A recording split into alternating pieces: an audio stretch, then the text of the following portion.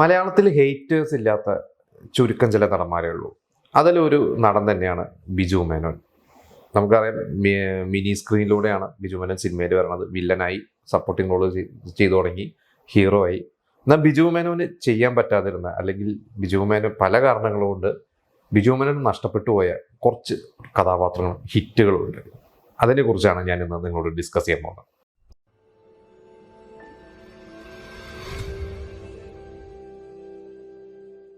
നടൻ ദിലീപിനും അതുപോലെ തന്നെ മഞ്ജു വാര്യർക്കൊക്കെ ഒരുപാട് അവരുടെ ജീവിതത്തിൽ ഒരു ബ്രേക്ക് നൽകിയ ഒരു സിനിമയാണ് സല്ലാപം.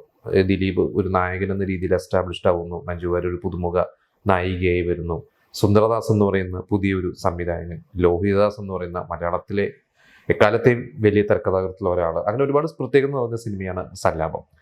ഈ സല്ലാപം സിനിമ ആലോചിക്കുന്ന സമയത്ത് നായികയായിട്ട് ആനിയായിരുന്നു. പിന്നീട് അവർ ആനി മാറുന്നു, പുതുമുഖമായ മഞ്ജു വാര്യർ വരുന്നു.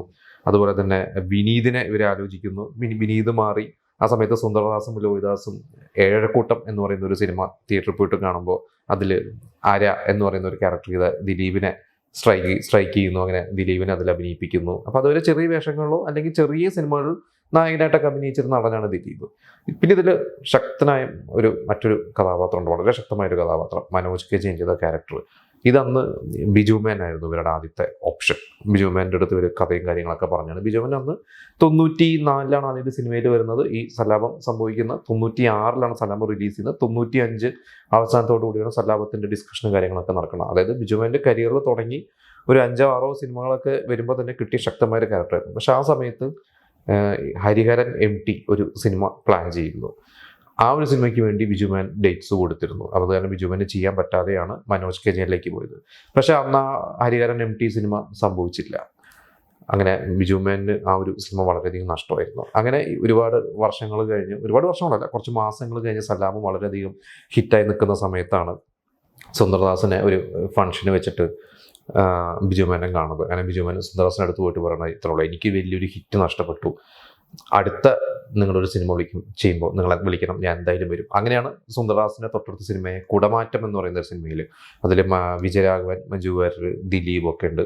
അതിൽ ബിജുമാനും അഭിനയിക്കുന്നുണ്ട്. അങ്ങനെ ആ വേഷത്തിൽ ബിജുമാനെ അതിൽ അഭിനയിച്ചു. ശരിക്കും പറഞ്ഞാൽ അതിൽ സല്ലാപം പോലത്തെ ശക്തമായിട്ടുള്ള റോളൊന്നുമല്ല, ആ സല്ലാപം പോലെ ഒരു വൻ വിജയവുമായില്ല. പക്ഷെ ആ ഒരു ടീമിൻ്റെ ഒരു സിനിമയിൽ അഭിനയിക്കണം എന്നുള്ള ബിജുമാൻ്റെ ഒരു ആഗ്രഹമായിരുന്നു, അത് സാധിച്ചു. ഇതുപോലൊരു സിനിമയാണ് സമ്രിൻ ബദലഹീം. ആ സിനിമ ശരിക്ക് തമിഴിലാണ് ആദ്യം തുടങ്ങുന്നത്. തമിഴിൽ അതിൽ ഇപ്പം നമ്മൾ കാണുന്ന ഡെന്നീസ് എന്ന് പറയുന്ന ഒരു ക്യാരക്ടറും രവിശങ്കർ എന്ന് പറയുന്ന ഒരു ക്യാരക്ടർ അങ്ങനെയാണല്ലോ. അത് ശരിക്കും ആദ്യം പ്രഭു ആയിരുന്നു അതിലെ നായകനായിട്ട്. അല്ലെ, കഥാപാത്രത്തിൻ്റെ പേര് ഡെന്നീസ് രവിശങ്കർ എന്നല്ല, വേറെന്തോ ആയിരുന്നു.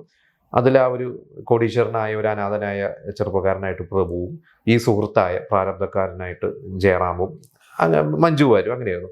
പിന്നീട് തമിഴിൽ തുടങ്ങി കുറച്ച് ദിവസം കഴിഞ്ഞ് അത് ആ പ്രോജക്റ്റ് നടന്നില്ല, ഡ്രോപ്പായി പോയിട്ടാണ് മലയാളത്തിലോട്ട് വരുന്നത്. അപ്പോൾ മലയാളത്തിൽ ഇവർ വന്നു കഴിഞ്ഞപ്പോൾ ഇവരുടെ മനസ്സിലാദ്യം ജയറാം ഡെന്നീസായിട്ടും ആ പ്രാരബ്ധക്കാരനായിട്ട് ബിജു മേനോനും പിന്നെ മഞ്ജു വാര്യരും ഇങ്ങനെയായിരുന്നു. പക്ഷെ ജയറാം പറഞ്ഞു, എനിക്ക് ആ രവിശങ്കറിൻ്റെ ക്യാരക്ടറും മതി. കാരണം ജയറാമിന് ആ ഒരു ക്യാരക്ടറാണ് ശരിക്കും പറഞ്ഞെങ്കിൽ അതിൽ ഒരു നായകൻ എന്ന് വേണമെങ്കിൽ നമുക്കതിൽ സുരേഷ് ഗോപിയുടെ ക്യാരക്ടർ പറയാം. ജയറാമിന് കുറച്ചൊരു കോമഡിയൊക്കെ ചെയ്യുന്ന ഒരു സപ്പോർട്ടിങ് ക്യാരക്ടർ എന്ന് പറയാം. പക്ഷെ ജയറാം പറഞ്ഞു, എനിക്ക് അതിലൊരു പാട്ടുണ്ട്.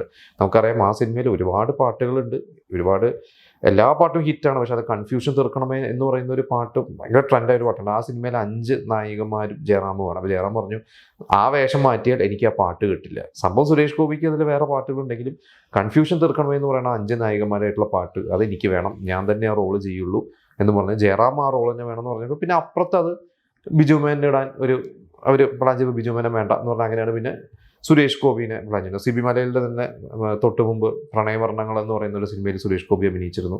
അങ്ങനെയാണ് സുരേഷ് ഗോപിനെ കൊണ്ട് അതിൽ കാസ്റ്റ് ചെയ്യുന്നത്. അപ്പം അങ്ങനെ ചർച്ചകളിൽ ബിജുമേൻ്റെ പേരൊക്കെ വന്നിരുന്നെങ്കിൽ മാറി മറിഞ്ഞ് വന്നു. ഇതുപോലെയാണ് ദോസ്ത് എന്ന് പറയുന്ന ഒരു സിനിമ.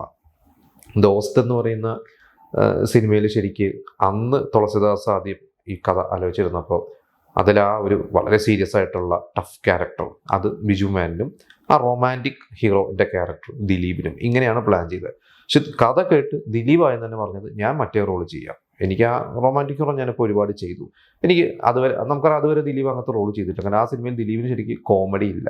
എനിക്കൊണ്ട് ഫ്ലാഷ് ബാക്കിൽ ചെറിയ രീതിയിലൊക്കെ കുറച്ച് സോഫ്റ്റ് ആയിട്ടുള്ള മാനറിസംസ് ഒക്കെ വരുന്നുണ്ടെങ്കിലും പ്രസന്റ് ഇതിൽ ദിലീപ് ഫുൾ സീരിയസ് ആണ്. ദിലീപ് പറഞ്ഞു, ഞാൻ ആ സീരിയസ് ക്യാരക്ടർ അത് ഞാൻ ചെയ്യുന്നുള്ളൂ. എനിക്കൊണ്ട് കാർത്തിക് എന്നാണ് ആ ക്യാരക്ടറിൻ്റെ പേരെന്ന് തോന്നുന്നു.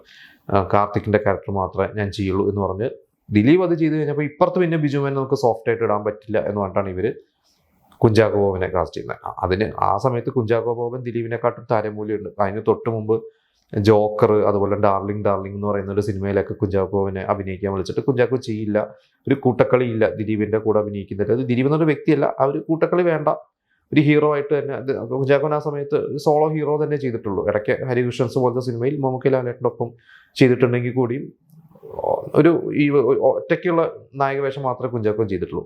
അങ്ങനെ കുഞ്ചാക്കോൻ വന്നു. അങ്ങനെ ഈ പറഞ്ഞ പോലെ നമുക്ക് ഇന്ന് ഒന്ന് ആലോചിച്ച് നോക്കിക്കഴിഞ്ഞാൽ ചിലപ്പോൾ അന്ന് ദിലീപ് ഇപ്പം കുഞ്ചാക്കോൻ ചെയ്ത റോള് ദിലീപ് ചെയ്ത റോള് ബിജുമേനെ ആയിരുന്നെങ്കിൽ ചിലപ്പോൾ ബിജുമേൻ്റെ ഒരു ശക്തമായിട്ടുള്ള ക്യാരക്ടർ നമുക്ക് ലഭിക്കുമായിരുന്നു. അപ്പം ഇങ്ങനെ മൂന്നോളം ഹിറ്റുകൾ ബിജുമേനെ ശരിക്കും അത് ആരുടെയും കുറ്റമോ അല്ലെങ്കിൽ ബിജുമേനെ മനഃപൂർവ്വം ചവിട്ടി താഴ്ത്തുന്ന ഒഴിവാക്കിയതൊന്നുമല്ല. അവർ ചർച്ചകളിൽ വന്നു, പക്ഷെ പല കാരണങ്ങളുകൊണ്ട് അത് നടന്നില്ല.